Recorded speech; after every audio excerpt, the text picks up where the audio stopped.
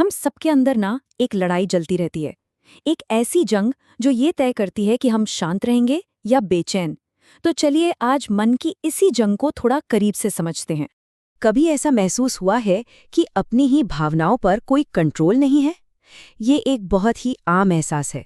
ऐसा लगता है जैसे जैसे किसी और ने हमारी भावनाओं का रिमोट कंट्रोल अपने हाथ में ले लिया हो। अभी सब कुछ ठीक था और अगले ही पल मन में चिंता या गुस्से का एक तूफान सा उड़ जाता है। पता है ऐसा क्यों होता है? क्योंकि हमारा दिमाग असल में आदतों का गुलाम है। उसे ना ऑटोमेटिक मोड पर चलना बहुत पसंद है। और यही है हमारा मन ऑटो पायलट पर। लेकिन सोचिए, क्या हो अगर हम इसका कंट्रोल अपने हाथ में ले सकें? सिर्फ एक पैसेंजर बने रहने की जगह अपनी जागरूकता के पायलट बन जाएं। इसी के लिए पूर्वी ज्ञान हमें एक बहुत मजबूत रास्ता दिखाता है। तो सबसे पहले समस्या को समझते हैं। ये जो मन ऑटो पायलट पर है ना, एक्सपर्ट्स इसे डिफ़ॉल्ट माइंड कहते हैं। चलिए जानते हैं कि ये आखिर है क्या। डिफ़ॉल्ट माइंड मतलब मन का वो हिस्सा जो आदतन ऑटोमेटिक तरीके से सोचता और रिएक्ट करता है।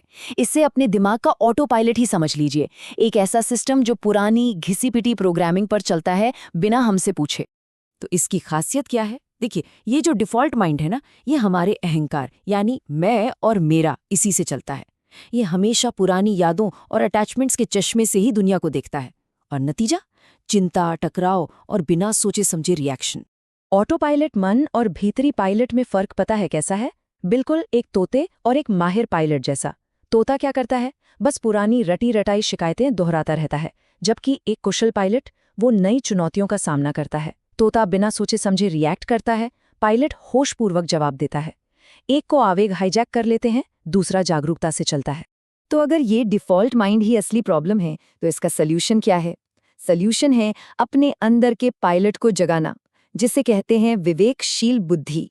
तो ये विवेकशील बुद्धि है क्या? ये मन की वो सचेत और सब कुछ देखने वाली शक्ति है जो तर्क, ज्ञान और आत्म जागरूकता का इस्तेमाल करके सोच समझकर जिंदगी को रिस्पॉन्ड करती है। असल में यही हमारा भीतरी पायलट है। ये हमें आंख बंद करके रिएक्ट करने के बजाय समझदारी से जवाब देना सिखाता है। जैसा कि कहा गया है, विवेकशील बुद्धि एक कुशल पायलट है जो सचेत रूप से चुनौतियों का सामना करता है। देखिए, इसका मतलब ये बिल्कुल नहीं है कि भावनाएं खत्म हो जाएंगी। नहीं, इसका मतलब ये है कि हम उस जहाज के कप्तान बन जाएंगे जो किसी भी तूफान में से अपना रास्ता निकाल सकता है।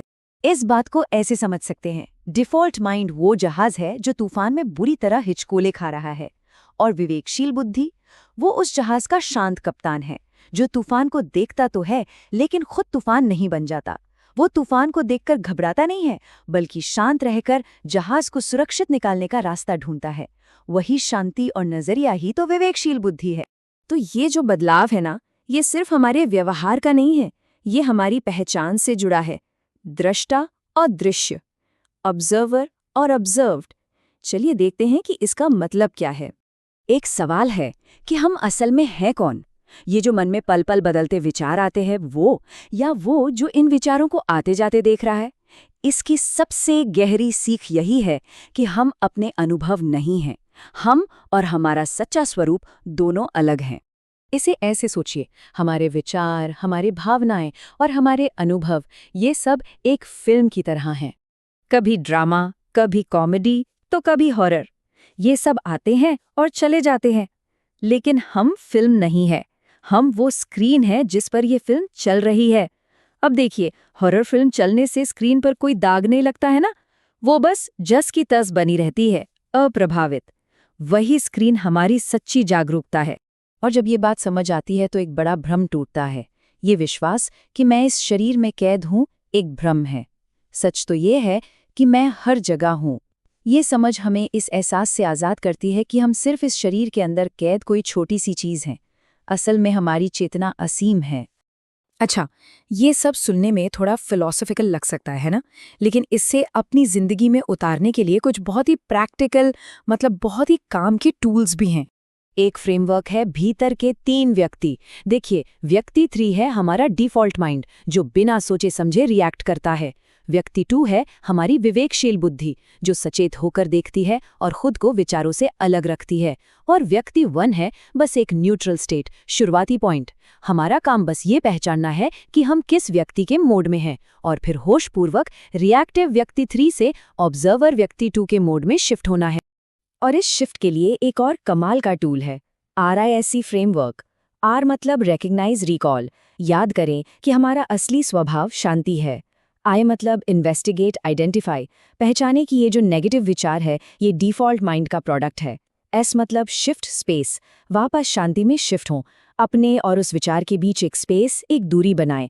और E मतलब एम्बॉडी, एंगेज, अपने उस शांत स्वरूप के साथ जुड़ जाएं। ऐसा करने से वो रिएक्टिव विचार अपने आप शक्तिहीन हो जाएगा। तो क्या इसका मतलब ये है कि हमें शांति बनानी पड़ेगी? जी नहीं। सबसे बड़ी और ज़रूरी बात यही है, शांति पहले से ही हमारे अंदर है, हमें बस उसे ढके हुए बादलों को हटाना है। शांति मेरा आवश्यक स्वरूप है। ये सिर्फ एक अच्छी लगने वाली बात या कोई पॉजिटिव अफर्मेशन नहीं है। इस ज्ञान परंपरा के अनुसार ये एक सच्चाई है। शांति हमारा स्वभाव है, हमारी बेसिक नेचर। तो फिर ये चिंता, ये डर, ये फिक्र क्या है? ये सब बादलों की तरह है। हाँ, ये बादल असली लगते हैं, काले और तूफानी हो सकते हैं और हमारा सारा ध्यान भी खींच लेते हैं, लेकिन ये बस अस्थायी रूप से उस सूरज को ढक लेते हैं जो हमेशा वहाँ मौजूद है। याद रखने वाली बात यह है कि बादल कितने भी घने क्यों ना हो, वो सूरज को छू भी नहीं सकते। हमारा भीतरी सूरज, हमारी शांति, हमेशा उन बादलों के पीछे चमक रही होती है। तो आखिर में बस एक सवाल है, अगर हम मौसम नहीं बल्कि पूरा आसमान है, तो फिर कौन सा तूफान है जो हमें सच में छू सकता है? सोचिएगा जरूर।